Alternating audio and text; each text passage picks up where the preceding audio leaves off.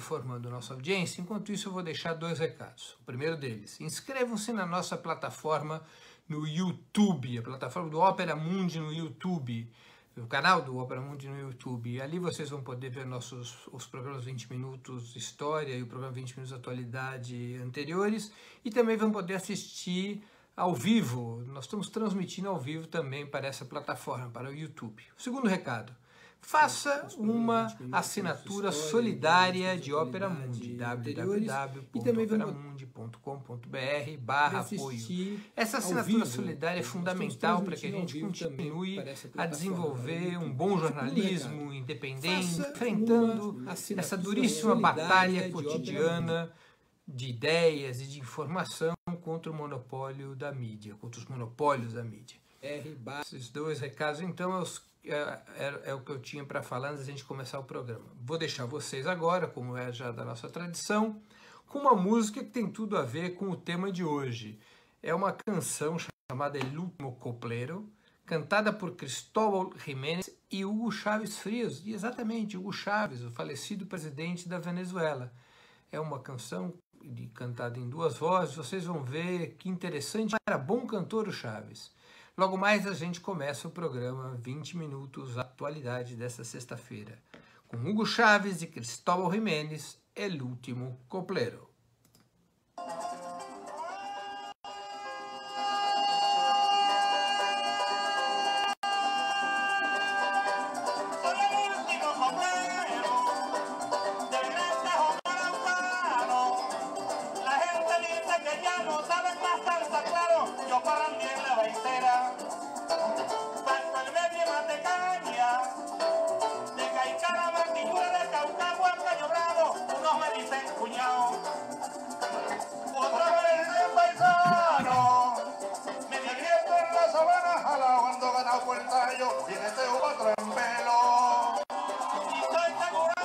El Último Coplero, com Cristóbal Jiménez e Hugo Chávez Frías. Logo mais começaremos o 20 minutos atualidade desta sexta-feira.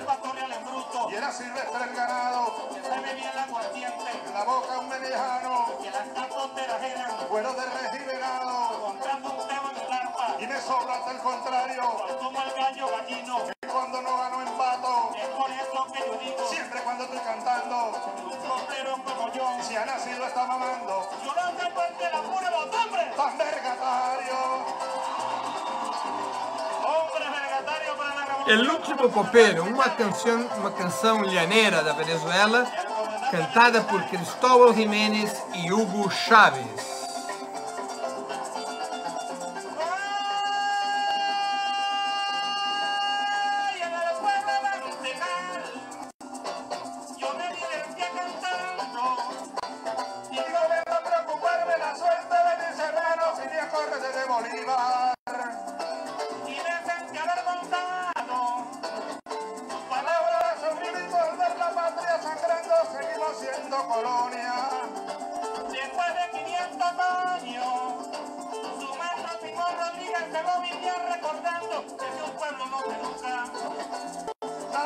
El Último Coplero, com Cristóbal Jiménez e Hugo Chávez. Logo mais começaremos o 20 minutos a atualidade dessa sexta-feira.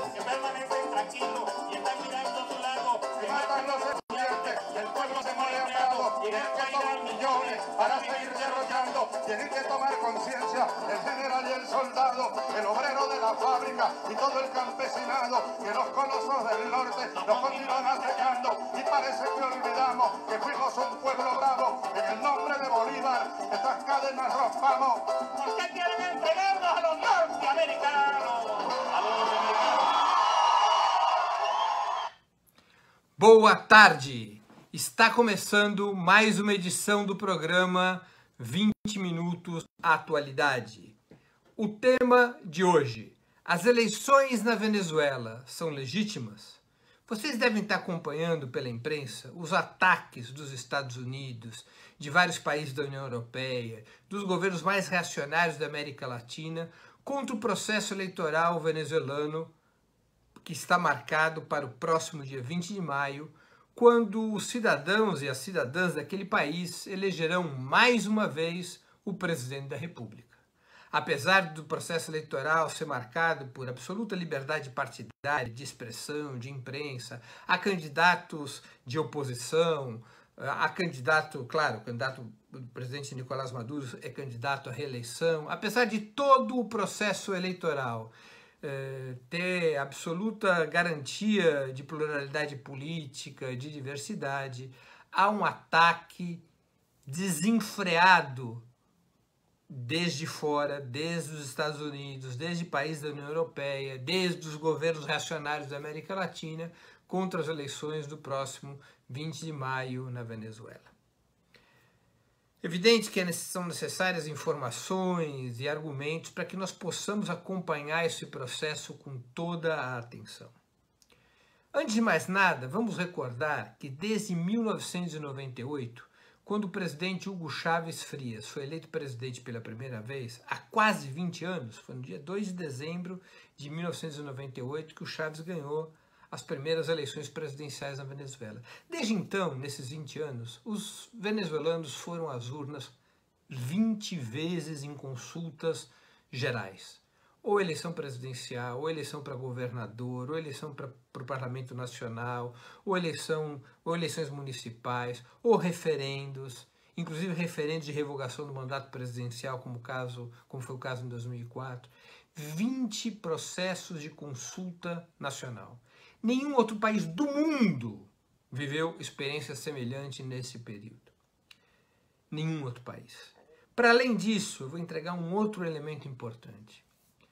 Esses processos eleitorais da Venezuela sempre foram acompanhados por organizações internacionais, por missões dos mais distintos organismos, incluindo as Nações Unidas e outras instituições reconhecidas, e sempre a avaliação dessas organizações ao longo desses 20 anos foi de que o processo eleitoral na Venezuela era limpo, sólido, transparente. Vou dar um exemplo. O Centro Carter é dirigido pelo ex-presidente norte-americano Jimmy Carter, que não é nenhum revolucionário bolivariano. Pois bem, Jimmy Carter acompanhou várias eleições da Venezuela e ele declarou, certa vez, que ele jamais tinha visto em toda a sua vida, e o Centro Carter é especialista em observação de eleições em diversos países, ele nunca havia visto um processo tão transparente, tão organizado e tão democrático de votação como na Venezuela.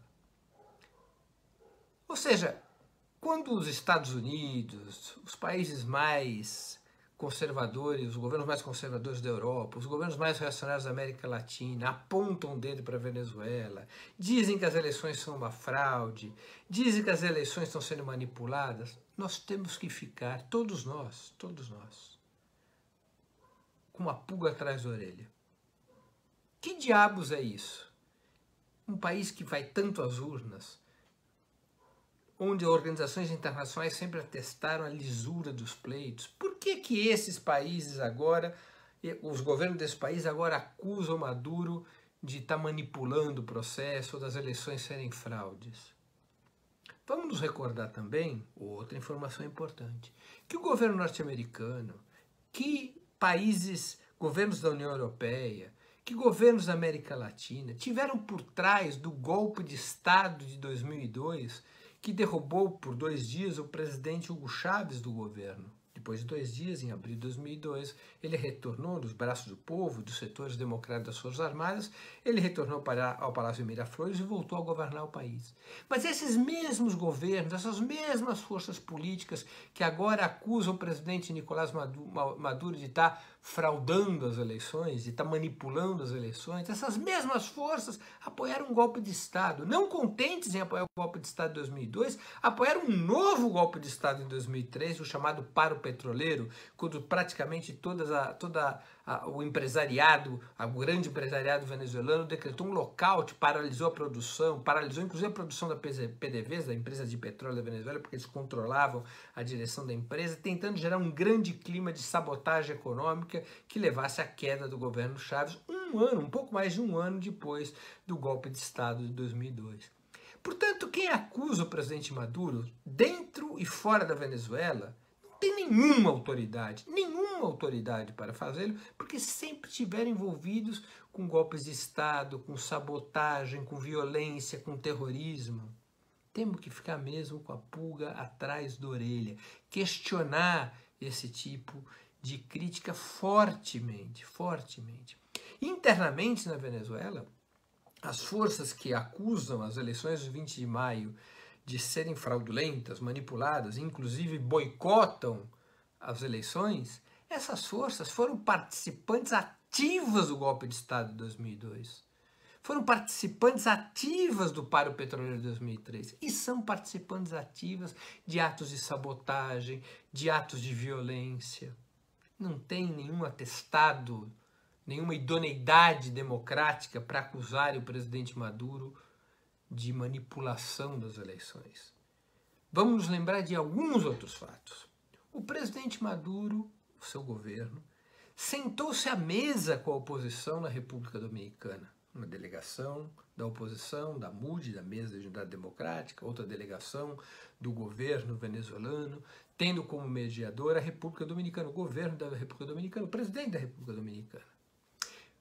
Negociações que foram facilitadas por observadores internacionais, por mediadores internacionais, como o ex-primeiro-ministro da Espanha, José Luis Zapatero, o ex-presidente do Panamá, sentaram-se ali para negociar uma saída democrática. Essa saída estava praticamente consolidada, já se havia chegado a um acordo. O acordo pressupunha a convocação de eleições presidenciais, pressupõe um conjunto de critérios aceitos pelo governo da Venezuela que garantissem à oposição a mais livre campanha possível, inclusive o retorno à organização dos distritos eleitorais, que era uma reivindicação da oposição. Foram dias e dias, diversas rodadas de negociação e tudo havia chegado a um entendimento. E de repente, do dia para a noite, literalmente da noite para o dia, a oposição venezuelana rompeu as negociações.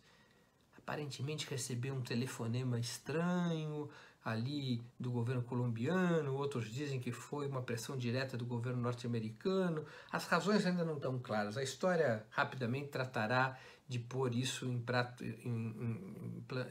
a limpo.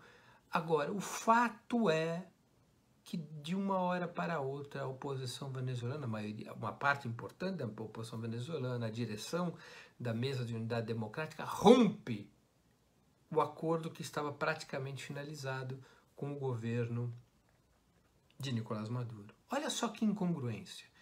As oposições venezuelanas boicotaram a eleição para a Assembleia Nacional Constituinte no ano passado. Arrependidas desse boicote, porque houve uma grande participação popular e foi legitimada a eleição para Constituinte, milhões de venezuelanos votando, eles se arrependeram e resolveram participar da eleição para governador. Depois, tomaram uma surra na eleição para governador. Imaginavam que iam dividir o país meio a meio, ou até que iam ter maioria em relação ao chavismo, mas tomaram uma surra na eleição para governador. E aí desistiram de participar da eleição municipal. E parte da oposição desistiu de participar da eleição municipal, participaram debaixo dos panos, e agora desistem de participar da eleição presidencial. Ou seja, a eleição para governadores eles consideravam que era legítima. Perderam, passaram a considerar ilegítimas as eleições seguintes. Ou seja, é tudo uma manobra política, porque o que se trata para as forças conservadoras internas da Venezuela e para os governos imperialistas, como é o caso dos Estados Unidos e de diversos governos europeus, é derrubar, custe o que custe, o governo de Nicolás Maduro. Como não conseguem derrubar pelo voto 20 processos eleitorais nos quais o chavismo teve apenas 2 derrotas, em um referendo e nas eleições parlamentares de 2015, como não conseguem derrubar o chavismo pelo voto, querem derrubar na mão grande. Querem criar uma situação de caos econômico no país, querem criar pretextos para intervenção internacional. O pretexto da hora é o pretexto humanitário. E a gente sabe onde vai parar esse pretexto. A gente sabe, conhece como funciona o pretexto humanitário. as razões humanitárias como pretexto de ação imperialista. Isso é muito velho. A Inglaterra fazia isso quando reinava sobre o mundo imperial capitalista. Os Estados Unidos fazem isso a toda hora. Quando não são pretextos humanitários, são as chamadas, são bombas, armas de destruição em massa que nunca existem. Não foi esse o pretexto para invadir o Iraque. As razões humanitárias são motivos para a guerra, foram motivos para a guerra de destruição na Líbia, guerra de destruição na Síria. Não passa de conversa mole, porque os Estados Unidos, o governo dos Estados Unidos, os governos mais conservadores da Europa não aceitam a Revolução Bolivariana. Como não conseguem ganhar no voto, querem derrubar na mão grande. Isso todos nós, todos os cidadãos da América Latina, do Brasil, devem estar atentos a esse processo. As oposições romperam com o diálogo. A maioria da oposição rompeu com o diálogo. A maioria da oposição resolveu novamente ter o discurso da violência, ter o discurso da sabotagem, sair do veio institucional, sair do veio constitucional, sair das regras democráticas, sair das regras baseadas na consulta ao povo através do voto, por uma saída golpista, como aconteceu em outros países da América Latina. Não é isso que se passou no Brasil, não é isso que se passou um pouco lá atrás em Honduras e no Paraguai.